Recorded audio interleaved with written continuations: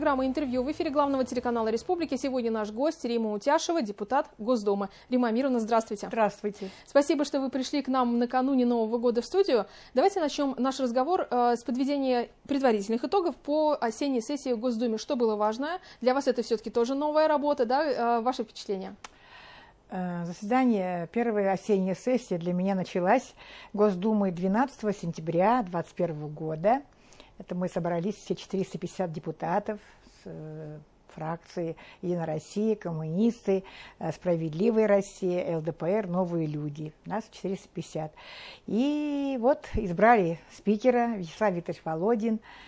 Партия «Единая Россия» составляет конституционное большинство, мы действительно ведущая партия, это хорошо. В этот же день мы были приняты в Георгиевском зале президентом России, нас принимал Владимир Владимирович Путин. Он нам дал напутствие, что мы пришли к депутату 8-го созыва с огромной программой, у каждой партии своя программа. У нашей партии единая народная программа, более 5 миллионов вопросов. И, конечно, это нужно все дифференцированно подойти и помогать людям по основным вопросам. Сессия длилась до 22 декабря. 27 заседаний. Они достаточно серьезные. И начало было, конечно, обсуждение федерального бюджета, бюджета Российской Федерации. Вот это обсуждение бюджета сентябрь, октябрь до ноября все министерства, ведомства отчитываются. И необходимо было правильно, взвешенно принять. Мы, конечно, медики, социальный блок на систему здравоохранения. Очень было уделено большое внимание, тем более в условиях пандемии. Мы говорили тоже у себя в комитете о тех проблемах, которые есть во время пандемии. Необходимость и кадровая политика, заработная плата медикам, конечно, обеспечение регионов и новейшими лечебными учреждениями. Конечно, мне было приятно говорить, что мы смогли построить 2 хороших госпиталя современного уровня инфекционных. И сейчас в очереди еще 2 дан старт. Как раз приехал в конце ноября председатель комитета нашего по охране здоровья Хубезов Дмитрий Анатольевич. Он был восхищен системой здравоохранения, таким отношением главы республики Радия Хабирова к системе здравоохранения. Такая поддержка системе здравоохранения. Мы приняли очень много законов, и в первом-втором чтении более 300 законопроектов, которые будут обсуждаться в весеннюю сессию. Что характерно, за многие годы, ведь почти 30 лет работает Госдума, новая Госдума, много было начато законопроектов, которые не приняты. Вот сейчас, как отметил в своем выступлении Вячеслав Викторович Володин, что осталось где-то около 20 непринятых законопроектов, мы их обсудим, изучим.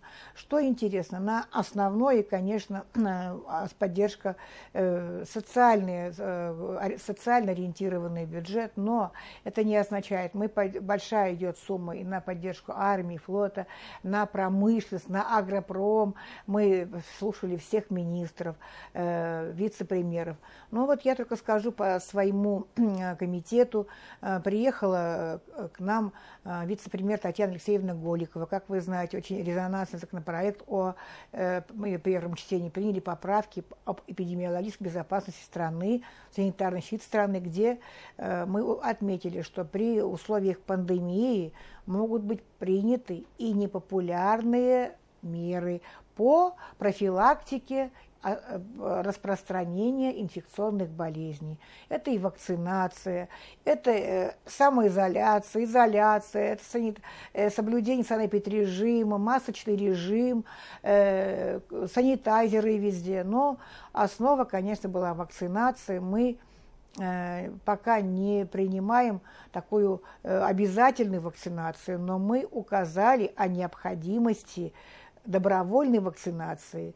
Допустим, предложено было на транспорте не пускать, но мы этот закон отмели, вот такого не будет, пока и люди будут и в самолет, и но маски одевая, здоровые и сдав ПЦР-тесты. То есть, если вы хотите полететь за границу, там без ПЦР, но в условиях России мы ПЦР не требуем, лишь бы были в маске и не температурили. Но я думаю, что когда законопроект примется, могут быть изменены, внесены некоторые коррективы.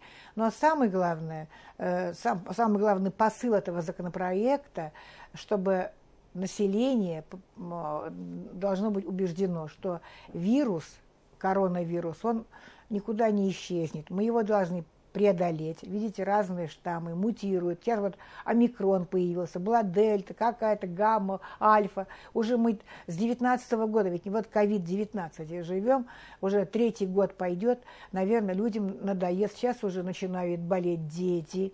И в конце декабря Министерство здравоохранения России выпустило постановление, распоряжение о необходимости предложить вакцинировать почти предложить регионам следующие категории. Первые – медработников, социальной службы, пациентов этих социальных учреждений, обязательно больные с хроническими заболеваниями, 65+. Но было рекомендовано в конце, сейчас уже появляется вакцина детям с 12 лет по разрешению родителей. Мы детей не можем пока обязательно, да и мы никого не обязываем. Все добровольно, но детям только добровольно. Не хотят, не надо, но дети болеют, появляется уже, разрабатывается и разработана вакцина и детям. Думаю, календарь вакцины тоже, может быть, со временем это будет включена, эта вакцина противоковидная. Римма Амировна, вы руководили ситуационным центром в Башкортостане, который как раз был на переднем краю борьбы с коронавирусом. Все звонки жителей поступали именно к вам. Давайте номер я повторю: 218 19 19. Ну, сейчас я остаюсь куратором. Вот только сегодня я доложила на ВКС, который проводит глава республики Ради Фаритович. Правильно, звонков меньше стало. Вот, допустим, за неделю 2776. Почти, и больных, да, в целом по статистике 390 тысяч звонков. У нас 16 ноября 2020 года. Мы вот сегодня уже с коллегами договорились, мы немножко изменить отчет. На первом месте вакцинации. Прежде всего, мы смогли снять напряженность социальную. Люди звонят, но нет такого ажиотажа и нет такой агрессии. Спрашивают, либо вакцинироваться, могу ли на лайт претендовать. Ну, конечно, можете, если есть показания. Какие будут противопоказания? Очень много вакцин. Какие осложнения? Вот могу ли подождать, допустим, вот у меня после Нового года. Можете, если там 21, 21 или 1, 2 января, но он не хочет. Ну, идите 5, 7 января после. То есть это тоже там есть ограничения, и можно еще подождать. То есть, в целом, как вы видите ситуацию? Она стабилизирована с учетом всех факторов? Да. Вы видите, как в Москве, да, как в Башкортостане? Я считаю так, что мы сегодня у себя в России 78 миллионов. Это меньше 60% вакцинированных, об этом говорил и Путин. Но пока коллективный иммунитет не собран. Но уже 60%, это не 30%, уже люди поэтапно идут. И мы сегодня понимаем, что мы в республике где-то в феврале тоже, наверное, дойдем до коллективного иммунитета. У нас есть районы больше 100%. То есть люди идут сами. Идут, вакцинируются. У нас, допустим, кому показано, есть противопоказания. Даже люди понимают, что противопоказания это относительно. От вируса убежать, лучше вакцинироваться. Вирусу ведь противопоказаний нет. Как если ему по барабану, он найдет тебя и укусит. Противопоказания для пациента, которых, пытается, возможно, так самообман, ускользнуть. Это при такой ситуации, когда так болеют. Но меня радует, что сегодня у нас уже есть пустующие койки, лечебные учреждения вернулись свои, кроме 18-й больницы и пока 3-й больницы.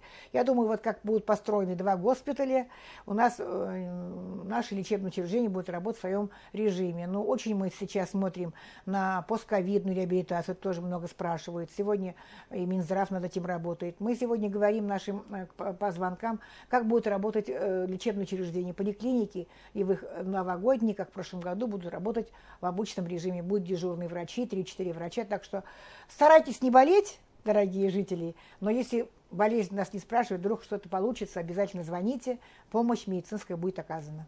Буквально 2 минуты остается. 2022 год. Какие ожидания и какие планы?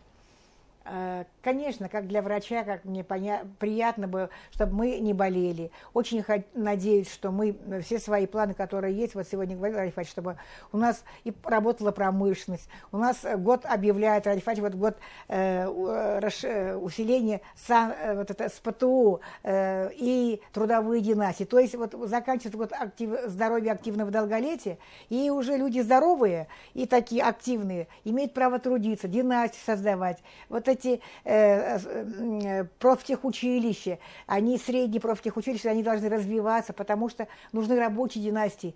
Люди не могут только как с папкой ходить под мышку и имеют 4 диплома о высшем образовании, не могут лопатой работать. Нужны настоящие рабочие руки, чтобы они работали на заводах, фабриках, наших полях.